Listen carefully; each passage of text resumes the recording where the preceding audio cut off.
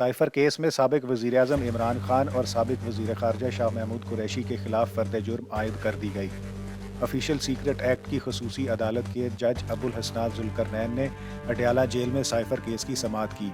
वफाकी तहकीकाती इदारे FIA के स्पेशल प्रोसिक्यूटर जुल्फ़िकार अब्बास नकवी और साइफर केस में साबिक चेयरमैन PTI और शाह महमूद कुरैशी के वकला अदालत में पेश हुए, जबकि इस मौके पर इमरान खान की अहलिया बुशरा बीबी, इनकी बहनों के अलावा शाह महमूद कुरैशी के अहल खाना भी कमरा अदालत में मौजूद थे। समाअत के दौरान इमरान खान और शाह महमूद कुरैशी के खिलाफ फ़र्द जुर्म आयद की गई, जबकि साबिक चेयरमैन PTI और साबिक वज़ीर ख़ारजा ने सेहत जुर्म से इनकार किया। ऑफिशियल सीक्रेट एक्ट की खसूसी अदालत के जज अबुल हसनात जुल्करनैन ने 2 सफ़ात पर मुश्तमिल चार्जशीट पढ़कर सुनाई।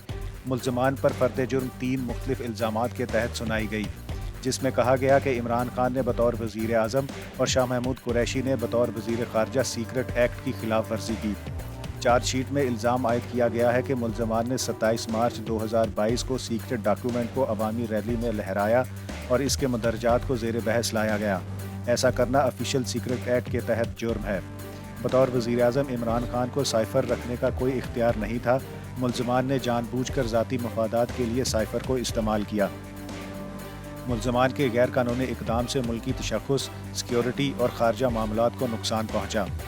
चार्जशीट में इल्ज़ाम आयद किया गया है कि बतौर वज़ीर आज़म साइफर आपके कब्ज़े और कंट्रोल में था, जो वज़ारत ख़ारजा को वापस नहीं किया गया।